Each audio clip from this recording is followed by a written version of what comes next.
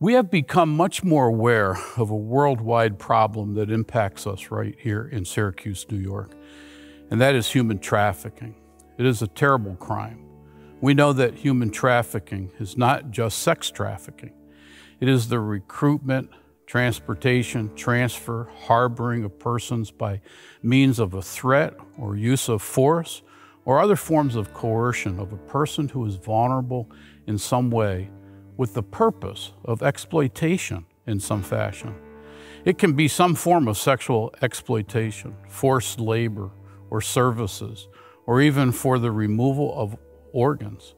It is a form of human slavery. I can vividly remember seeing Syrian children from the refugee camps in Lebanon being forced to work in the fields, their little hands calloused from the hard work. It brought tears to my eyes and motivated me to contact the UN to find out what they are doing to solve the problem. Human trafficking in general is a multi-billion-dollar business in the US. This modern-day form of slavery commonly preys upon the vulnerable young person between the age of 12 to 24. The criminals behind human trafficking are sadly referred to at times as entrepreneurs. They can be gang members, internet providers, trusted friends and relatives who have realized that they have found a product that costs them little and can be sold over and over again. These people are evil users. There are so many more things that could be said about the problem. I hope you keep reading and trying to gain even greater awareness. And I hope that that awareness you gain will lead to some type of action.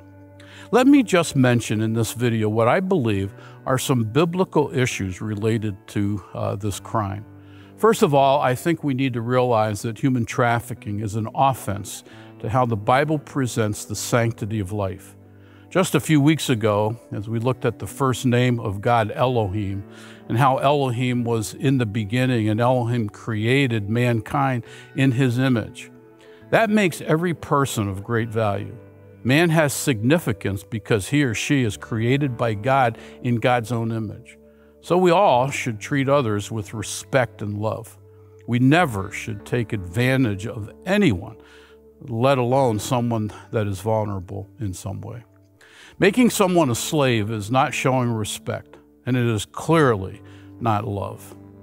Secondly, human trafficking, and specifically sex trafficking, is an offense to not only the sanctity of life itself, but to the sanctity of God's teaching on marriage and family. Sex trafficking distorts the beautiful picture painted for us by God of what the relationship should look like of husband and wife, which includes sex. God is certainly not against sex. He created it. But sex trafficking messes up God's design in so many different ways. Thirdly, the Bible tells us that we are all sinners, and this sin or crime of human trafficking illustrates the perversity of the fallen world we live in, the terrible treatment of people, the unspeakable misery that is brought against people, and the concept of supply and demand that keeps this going demonstrates how sinful people really are. It shows us how Satan and sin deceives the minds of people and how people can be in bondage to that sin.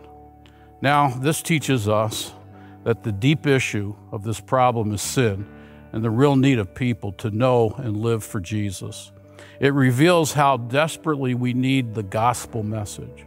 Only Jesus can bring about a change of heart.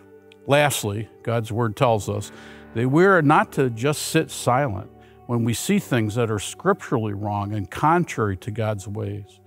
There are so many verses in the Bible that teach us to look out for those who are vulnerable.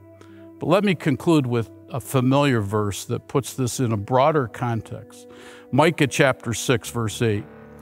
He has told you what is good. And what does the Lord require of you but to do justice and to love kindness and to walk humbly with your God? I hope you think and discuss these issues and go over the questions that were given to you. I hope you have a great day, and may God richly bless you.